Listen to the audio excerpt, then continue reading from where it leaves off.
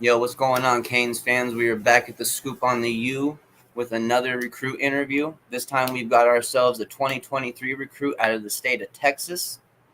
This is Eno Etta, a defensive lineman who is just climbing up boards right now, left and right. He's got a ton of offers coming his way. He's from Christian Academy in Texas.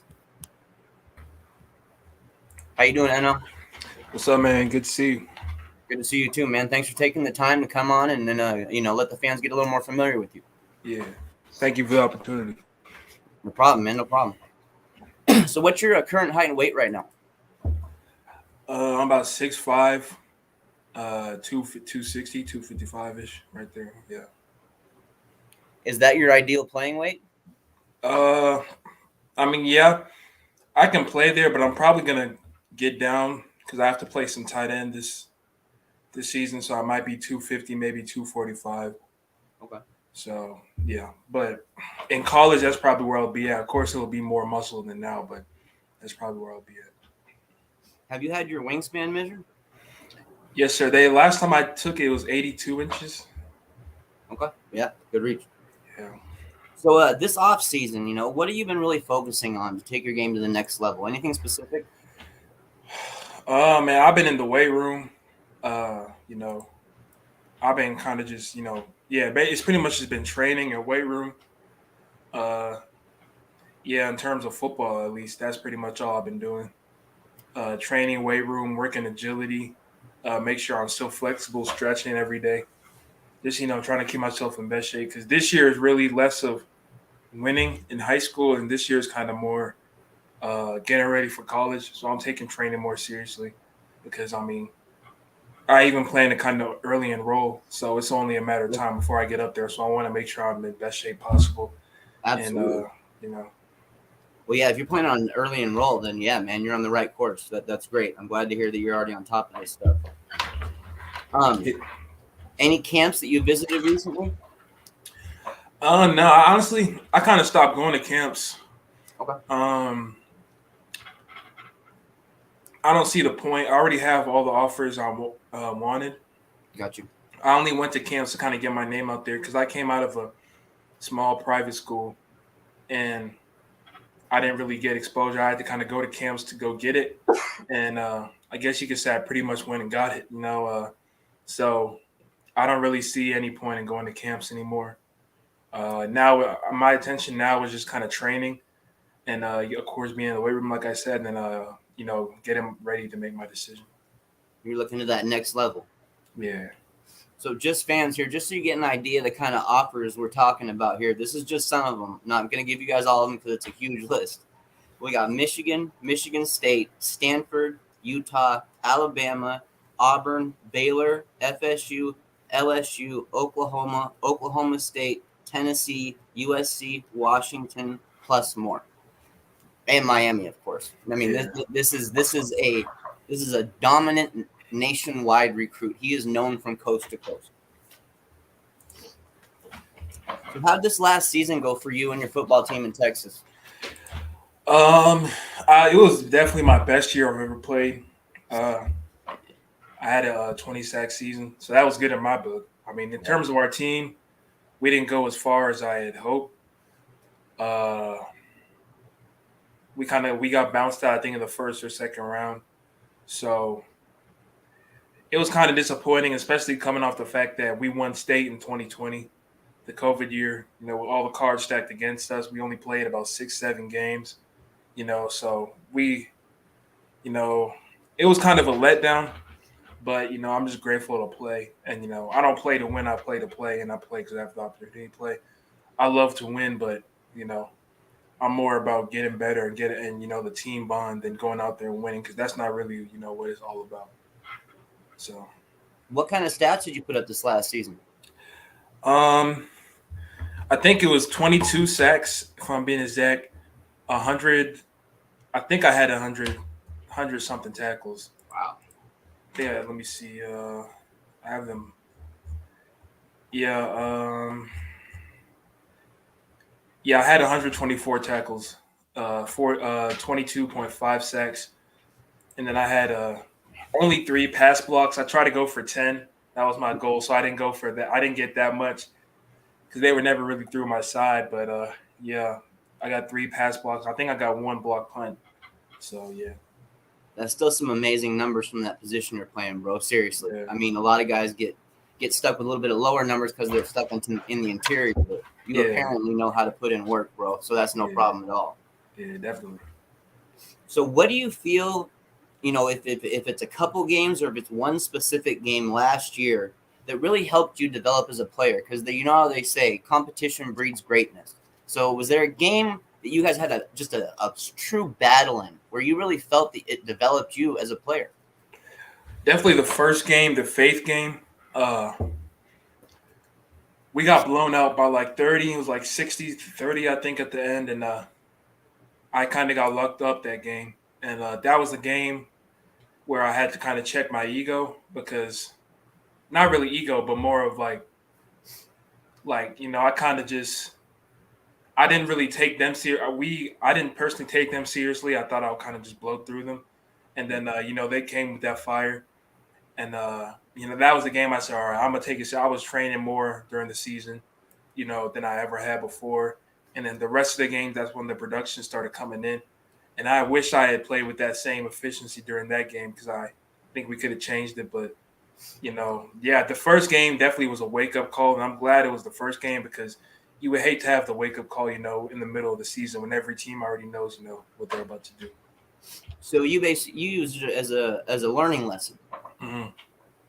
And like you mentioned, getting it earlier in the season is a lot better than getting it halfway through, three-fourths of the way through. So yeah, you're 100% right about that. Yeah, definitely. Who's the biggest high school rival you guys have? Year to year, who do you guys battle against? I think it's a school called Lake Country, but it's not really a rivalry. We beat them every year. But I guess I don't know. I don't really know what the history is, because I got there freshman year, so I guess there was some stuff going on. But really, it's because a lot of people that go to our school and their school are kind of friends. So of course, there's going to be that kind of rivalry. But I don't really see it as a rivalry, because we kind of whooped them. I mean, last year we shut them out 28-0, I think, at the end. So I guess you call it. I guess they see us as rivals, but there's really no rivalry. It's kind of more of a, it's just like we beat them every time. I don't really see where the rivalry is, because rivalry, I guess, is like sometimes they beat you, sometimes you beat them, but we just beat them every time. So I think we need a new rival, to be honest. Is there a specific team that you battle against yearly, maybe that you might not call a rival, but that you definitely are looking out for every time they're on your schedule? Yeah, definitely Lubbock Trinity, a school in Lubbock, Texas. They got an athlete there named Marcus Edwards, and that guy's a beast, committed to Texas Tech. Yep. And we always got to watch out for them. They always got dogs, and that's the school I wish. That's why I kind of hate how private schools don't really get recruited as much, because a lot of private schools in their area got some dogs, but they're always going to go for the big public schools. But there's a lot of great athletes, and I would say definitely I'm one of them. I mean, I just had to go out there into the camps and get my shine, but a lot of guys don't really do that, and a lot of guys don't have the opportunity to shine. But there's dogs there, Lubbock Trinity. I mean, they play hard every year. That's probably our real rivalry, because those are the guys, when they're on the schedule, we're preparing. Even like the game, like the week before the game, when we're supposed to be focused on the other team, we're getting ready for them.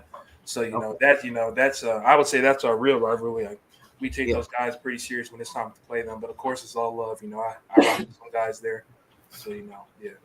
If you're looking a whole week ahead, then yeah, I mean, I would call that, at least if it's not on paper the rivalry, that's the battle every year. You know what I'm saying? Yeah.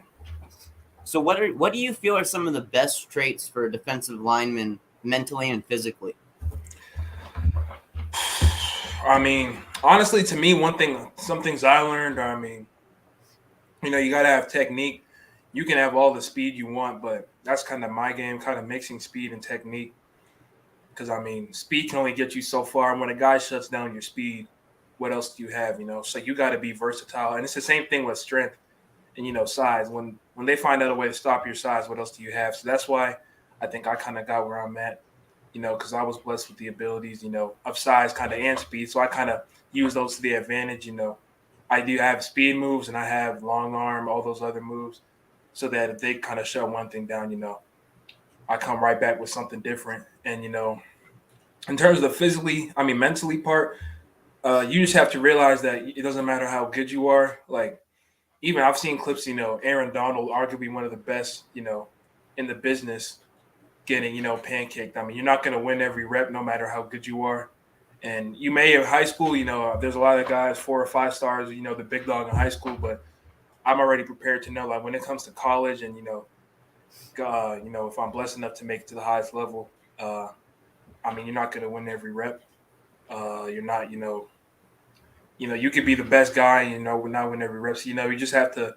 For me, it's just about coming back. I mess up on some plays, I get yelled at, but how do you recover? Like, oh, I messed up. Okay, now I'm gonna go hit the quarterback this play. Forget that. And that's another thing. Also, I would say short-term memory. That's what my coaches always tell me. It's easy to kind of get down. When you messed up, like, oh, that could have been a really big play. There was a few times when I missed the play, like, damn, that would have looked cold on my highlight reel. But now it's like, okay, I'm gonna go get it this time, and you can't dwell on that because that's just gonna bring you down. And if you let that get in your head, then your opponent pretty much wins. I'm glad you brought up the mental aspect of it because it's so important. I mean, a lot of guys, especially guys like you who have such natural physical gifts, you can win battles just based off of those physical gifts in high school, especially. But when you start moving up more and more and more, like you mentioned, that's where the technique comes into play. So I'm really, really glad that you're focusing on that. That sounds great, man. Yeah. Do you have currently, do you have a favorite pass rush move? Because it sounds like you get in the backfield pretty often. Yeah. Really, it's just counters. Yeah. And I love kind of jabbing. That's where I kind of use my speed at. Like, I'll kind of do like, I guess they call it Euro step. Kind of, that's the closest thing I can say. I kind of jab in. The guy reaches, then I jab outside and just run out. So, kind of like those type of, tricky moves, playing what the O-line gives you. Yeah. I don't really use strength that much unless I need to. In college, I see myself using it way more because, those big O-linemen, But, yeah, really, I just like using, counter moves, kind of side scissors, side swipes, all that type of stuff. I like being active with my hands. And so, yeah, I would say counter moves are kind of my money. Now let's switch it to the opposite side here. What about run stuffing? What do you feel it's important to be a good run stuffer? Definitely, contain your gap and know your job.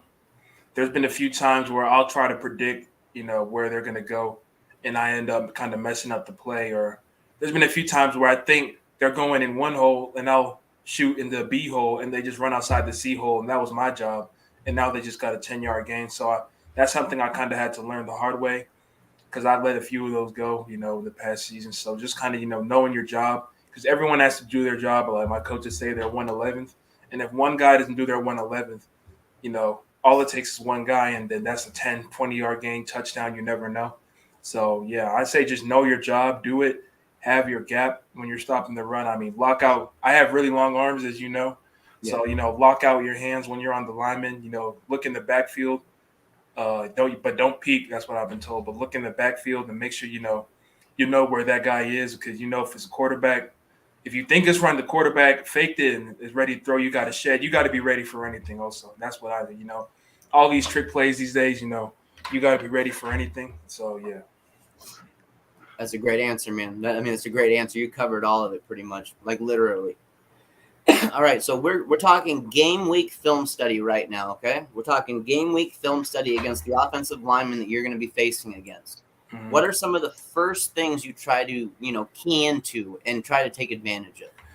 Well, I like to see how he comes out of his stance because that'll really, like I said, you got to have a versatility. So if he's if he's slow out of his stance, okay, I know I'm going to beat this guy. If he's clumsy, if if he doesn't have a good change of direction, I'm going to know like, okay, if I fake going outside and jab in, he's not going to have a good counter to that. So I just know kind of like I said earlier, take what they give you. If it's a guy a faster lineman, you're going to have to use speed to power, long arm stuff, kind of doing all that type of stuff. But really, it's just you just have to kind of really, for me, it just starts from how they come out of their stance and how they also use their hands. Because some guys like to kind of bait. They call it like a fisherman. They'll have their hand and the second you chop, they'll pull it back and then just grab your chest. So it's just things like that. You got to kind of watch how they do it, and that's why film is so great. Because I mean, every lineman I think really needs to use it. Because I mean, it pretty much gives you the advantage. I mean, the guy pretty much tells you, you know, what he's gonna do. So that's what I would say. Yeah, kind of just coming out of their stance, the way they use their hands, and yeah, that's how I base it. It worked pretty well for me. Sounds like you really value film. Yeah. That's great to hear, man. I mean, that's where you learn the tricks, those little things that you're looking for to get an advantage. Mm-hmm. So you're going to be stepping into a leadership role this upcoming season. Guys are going to be looking up to you. How do you plan on showing leadership? Vocal, physical? Is it going to be a mix of both? How do you plan on being a leader? I would say, I've already kind of had to be a leader. Okay. I mean, really, it's vocal standpoint. I mean, when you're a senior, especially when you're a bigger guy, the kids are going to kind of look up to you automatically. So really, it's just about being vocal. Sometimes you got to yell at them. I mean, it's tough love. I don't really like to yell at anybody like that. But, and that's what gets them in line, and that's something you're going to have to do. So that's just, really, for me, it's a more vocal standpoint. I have to work with that. I'm not really that vocal, so it's kind of a transition into the leadership role because I'm not really the most vocal guy. But, I mean, that's just kind of how it's going to have to go. I mean, because especially this year, we got a lot of freshmen who are going to have to step up, and I think they need a leader. So, I guess I'm going to have to step in that role. So, really, I would just say, being vocal. Hey, man, it's a great time for you to make that step, honestly. If you've got a young team and they need that leadership from you, it's going to teach you a lot. Trust me, not just them. It'll teach you a lot as well.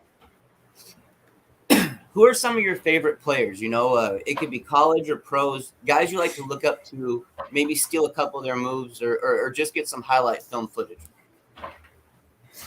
Definitely Aiden Hutchinson, David Ojabo, two guys from Michigan I really kind of watch. Rashawn Gary, another guy from Michigan. Miles Garrett, I would say. The Bosa brothers. Tariq Cohen. Chase Young. I would say kind of those guys. I say guys who can do it, speed, but also, power, and, guys who just produce and are just dogs, because, I think I would say I'm a dog myself. So that's kind of who I like to base my game off of, guys, who don't quit, who may get beat one play, but they go hard the next play. That's just kind of, I feel like the type of player I am. So those are the type of guys I watch. Well, I was actually just about to ask you that, to describe your game. And it sounds like you're a dog through and throughout. So let us know, man. Describe your game. What kind of player are you? I just don't give up. I mean, I'll chase the quarterback till it plays over. I'll do anything. And that was especially something I learned this year because once guys kind of figured out who I was, they always ran the opposite side. So good thing. I mean, I'm thankful I was blessed with speed because if you watch my film, a big part of my stats actually came from running all the way from the left because I'm a left side end or weak side as they call it. So I had to run all the way to the right side and chase that guy down to kind of get the tackle. And, thankfully from my gifts, I was able to do that, but, it kind of sucked, but I would say just relentless, I mean, I do what I got to do. I had technique, I would say, so I just do what I got to do and I do my part for the team, especially coming from a smaller school, like they kind of rely on the juniors and seniors, and that was shown last year, and that's going to be this year as well. So, that's just how I would just say relentless. I just be fly. I just fly around pretty much. That's just what I do. On pass rush, I just fly around, and if I don't get the sack, I got that pressure. I did something to kind of disrupt the play. So yeah. I see it in your film, bro. That term relentless and high motor. It's all throughout your film, man. You never give up on a snap. And dude, trust me, that's something that college coaches love to see. They absolutely love to see that. That's heart, bro. That's determination, you know? So who are some of the Yeah. who are some of the high school coaches that are helping you out right now? Go ahead and give them a shout out. Sorry, can you say that again? Who are some of the high school coaches helping you out right now? Go ahead and give them a shout out. Yeah, definitely. My head coach, Coach Tao. You know, he kind of made it all possible. When I first moved, he was the one who convinced me to join the team, even though I'd never played football before. So definitely shout out to him. Definitely shout out to Coach Tank. You know, my trainer. You know, he just kind of poured into me. I mean, he took a kid who pretty much knew nothing about D line, and you know, I guess made him one of the best according to the recruiting site. So definitely, yeah, definitely those two guys for sure. Though without them, I wouldn't be where I am right now. How long you been playing football? Um, I kind of played that pee wee football when I was in third and fourth grade, but I didn't play tackle football until my freshman year. My freshman year was my first year. Okay. Yeah. So how's this recruiting process going for you? Are you enjoying it? Yeah, I say I enjoyed it at first, but I can't lie, it got a little hectic. Like during the school year, I was getting way too many calls every day, you know, just all that kind of stuff. So eventually it got a little hectic. So I kind of had to make that top 12 edit to kind of, you know, kind of drown out some of the noise. So yeah. Who are some of the schools that are showing you a lot of love? Definitely Michigan, Michigan State, Stanford, definitely. Um, who else? Um, Miami, I talked to them quite a bit actually. Uh, Alabama, I talked to those guys. You know, I love talking to Coach Saban. I say those schools. I say really those schools are the most vocal. When you are talking with staff at Miami, is it with Coach Salavea usually? No, it's actually with Coach Walker. Okay. Okay. Yeah, Yep. Coach Walker. What's your opinion on Coach Walker so far? He's a cool guy. The first time I called him, you know, we were on the phone for like 30 minutes because we got a lot of interest, like common interests, you know. So we, you know, we kind of we got along pretty good, and I think he's a really cool guy. Yeah. So did that offer from Miami, did that surprise you a little bit or were you expecting it? Honestly, I mean, it did kind of surprise me. Miami was a school I really wanted early in my recruitment, but once I didn't really hear from them, I was like, dang. I mean, I guess I had to kind of, you know, start looking at other schools. And then after I made my top 12, like not even like a month or two ago, that's when they kind of offered. So it was a little late, but it's definitely a school, you know, I consider. I just wish they came a little earlier. It's definitely a school you're going to consider though, yeah? Yeah, I'll say, I mean, it's definitely a school I've looked at. I got you, man. I got you. So what are the expectations or the goals for this upcoming high school season? You know, whether it's team or personal, do you have any milestones you want to hit? You know, anything like that? I don't really have any personal. I think we know we won state my sophomore year. Uh, I don't really think we have anything left to prove. All I can say though is uh, I want to make sure that you know the guys I leave behind me. You know, I left my mark on them. You know, they're developed.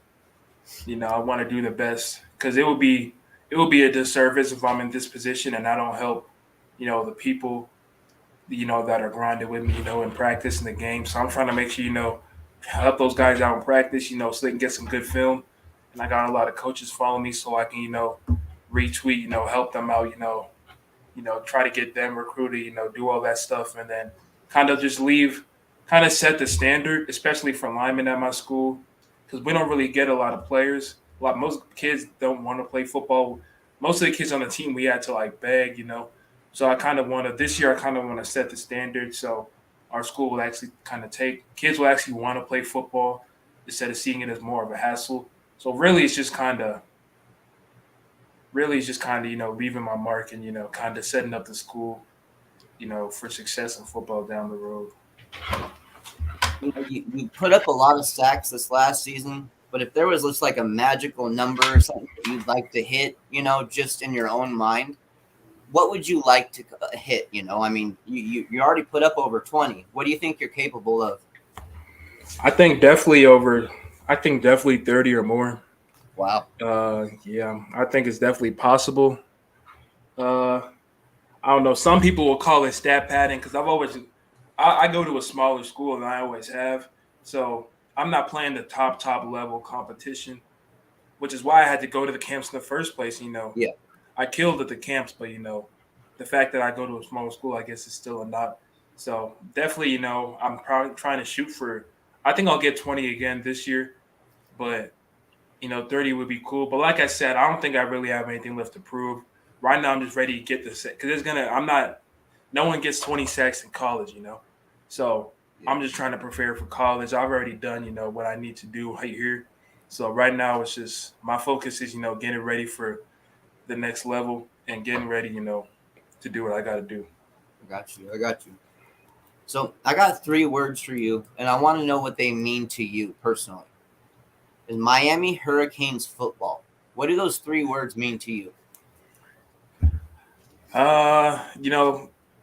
Really, I don't really know how to describe it. What I will say, that's kind of nostalgic. I would say, I grew up in Florida before I moved to Texas, and I was a Miami fan. I was never really a fan of the Gators. Florida State, I was never really a fan of Florida State. So Miami was kind of, the college team I paid attention to. I was always out, doing stuff, whether it be school, hanging out with my friends. So I never really watched that many games. But that's definitely the team I was rooting for. So I would say that's kind of a team, I grew up in Florida kind of paying attention to. So I would say nostalgic. And I mean, it's a great school. I mean, they got great, it's one of those schools I like because it's best of both worlds. You got great football, but you're actually getting, a great, education there. Where there's some schools, it'll be great education and not that great football, or great football, and then the degree is kind of like you can't really do anything with this, So I say that's that's what I would say. Best of both worlds, one of those schools. That's why I consider it because I'm not going anywhere just for football. I now have to be a student athlete, so I wouldn't set the standard low for myself. So I want to get the best football and the best education. So yeah. That's great, man. That's great. By any chance, do you have a favorite NFL team? Yeah, the Seahawks. All right, for real, bro. Yeah, I was born. I I'm was a born in diehard- Seattle. I was born in Seattle too, bro. Yeah. So I was born in Seattle. So What um, part? yeah.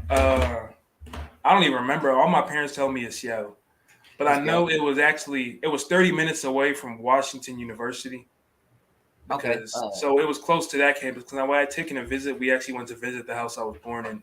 Me and my Yeah. dad just showing me around. So yeah, it's close to the university. So I don't really know where that's at. I don't really remember, but I do know. Yeah.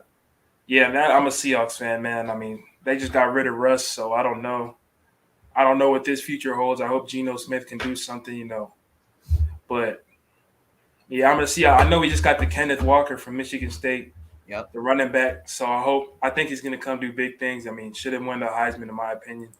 But Yeah. yeah, I mean, yeah, Seahawks for me. I'm in Dallas, so I get a lot of hate when people don't hear Cowboys from me. I get asked that question a lot, but that's just how it have to be. I'm not a bandwagon. I'm not none of that. So And Cowboys fans and Seahawks fans like to bump heads. That's for sure, bro. yeah, definitely. I was surprised that you said that, honestly. I was really surprised you said Seahawks, but I'm glad you said it because there's very few recruits I get to talk to where I get to say, hey, man, that 12th man means something. Yeah, definitely. If you could give advice to a younger defensive lineman, what is some of the first advice you'd want to share with them? Uh, you know, technique. Make sure your technique is good. That's what college coaches look at. Make sure you're a two-way player. If you're a defensive lineman and you can only play the pass or you can only play the run, I say really, I mean, everybody loves the pass rush. So I would say make sure you know how to play the run.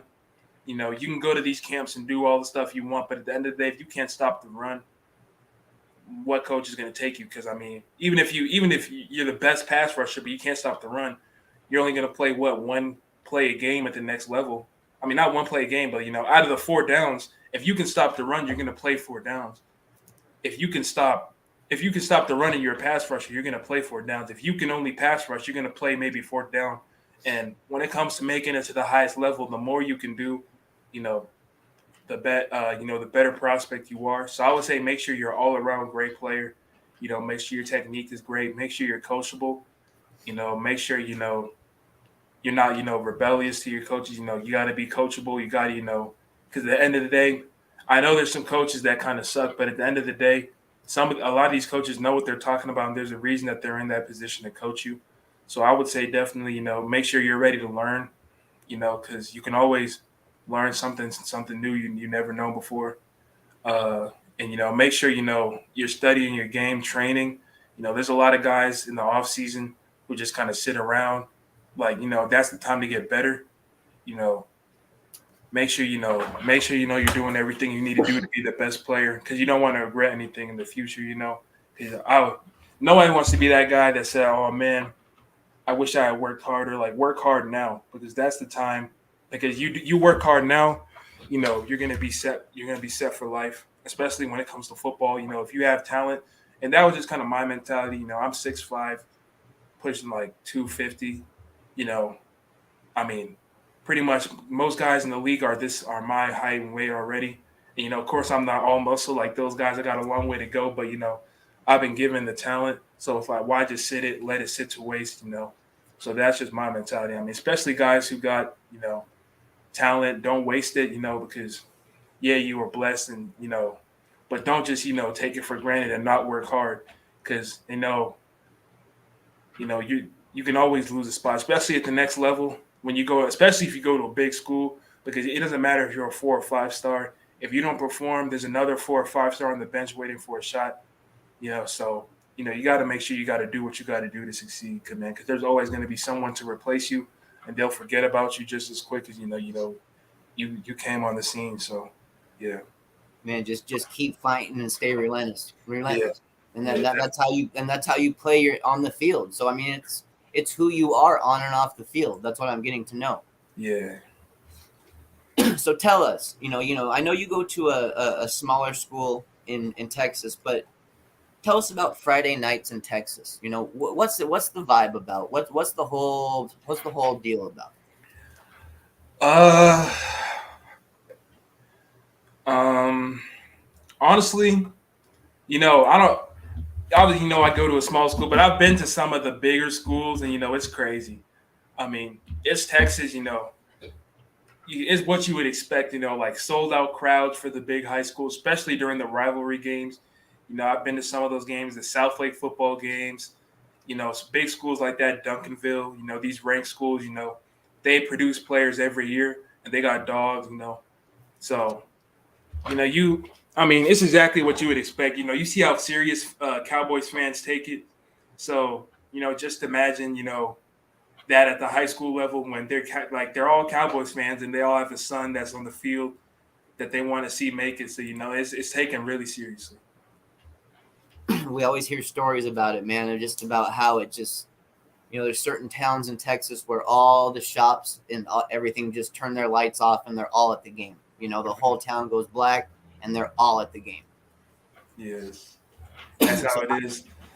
I got one last question for you here, Eno, and it's something that I ask every single recruit that we bring on this show. Why do you love the game of football? Where do you get that passion to go out there and compete at the highest level? Honestly, it's just you gotta love it, because you can be yourself. Everybody's different. Everybody has a different reason. That's what makes it beautiful, and anybody can do it. That's just what makes it beautiful.